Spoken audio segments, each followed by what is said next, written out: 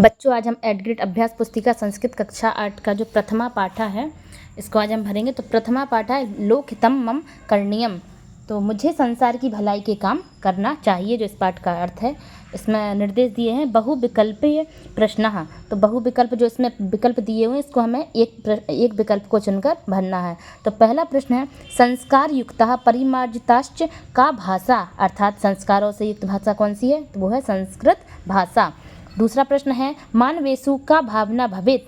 तो मानव की भावना कैसी होनी चाहिए? तो मानव की भावना होनी चाहिए परोपकार की, अच्छे काम करने की, दूसरों की भलाई करने की। इसके बाद आते हैं हम तीसरे प्रश्न में, वो है अहर्निशम पदस्य अर्थम अस्ति। अहर्निशम का समानार्थी शब्द जो है वो होगा दिवा रात्रि। इसके बाद चौथा प्रश्न है कुत्र तरणीयम। तो अर्थ कार्य क्षेत्रे, अर्थात हमें कहाँ जल्दी करनी चाहिए? तो कार्य क्षेत्र में हमें जल्दी करनी चाहिए।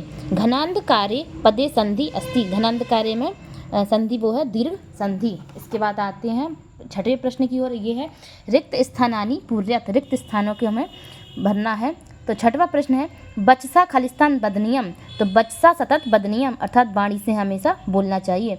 निज सौख्यम ना मननियम। तो हमारे जो निज खुद के सुख हैं स्वयं के, उसका हमें अभिमान नहीं करना चाहिए।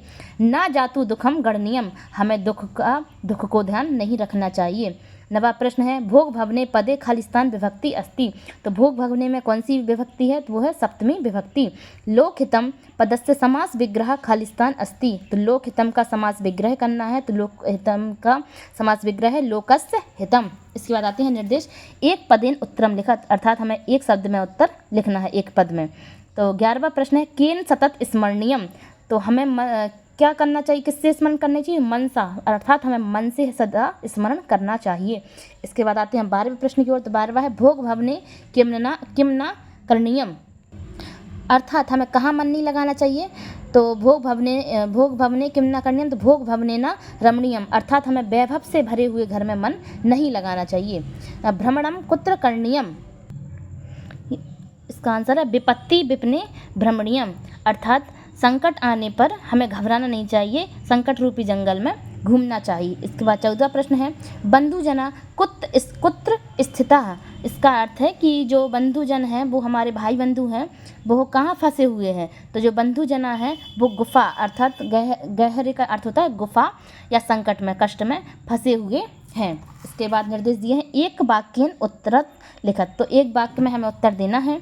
तो प्रश्न नंबर 15 कार्य क्षेत्रे किम करणीयम। कार्य क्षेत्र में हमें क्या करना चाहिए? तो कार्य क्षेत्रे त्वरणीयम, अर्थात कार्य क्षेत्र में हमें जल्दी करना चाहिए। कदा जागरणीयम, इसका उत्तर है अहर्निशम जागरणीयम, अर्थात रात दिन हमेशा हमें चैतन्य अवस्था में रहना चाहिए।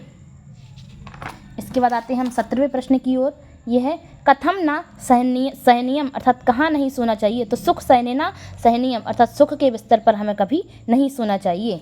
कष्ट पर्वते किम करणीयम। कष्ट पर्वते चरणीयम, कष्ट के पर्वत पर हमें चढ़ना चाहिए।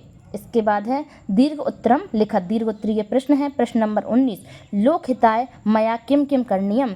तो लोकहित के लिए हमें क्या क्या करना चाहिए? तो ये हम लिख देंगे मनसा सतत स्मरणीयम, मन से सदा स्मरण करना चाहिए। बचसा सतत बदनीयम, तो वाणी से निरंतर बोलना चाहिए। और इसके बाद है ना भोग भवने रमणीयम, चाना सुख सैने सैनियम। और भोग भवने वैभव से भरे घर में हमें मन नहीं लगाना चाहिए। और चाना सुख सैने सैनियम, और हमें सुख देने वाले बिस्तर पर नहीं सोना चाहिए। तो ये हम लोकहित के लिए हम ये काम कर सकते हैं। इसके बाद आते हैं हम 20वें प्रश्न की ओर। स्म प्लस अनियर बराबर स्मरणीयम एतादृशानि अनियर प्रत्युक्तानि पदानि पाठात् चित्वा लिखत, अर्थात इस पाठ में जो अनियर वाले प्रत्यय शब्द आए हैं उनको हमें लिखना है। तो ये हम कुछ शब्द लिख लेंगे करणीयम, रमणीयम, सैनियम, जागरणीयम, और ये हम लिख देंगे। तो ये आज आपका पाठ 1 संस्कृत का पूरा हुआ। वीडियो पसंद आए तो लाइक करें, चैनल को सब्सक्राइब करें, कमेंट करें।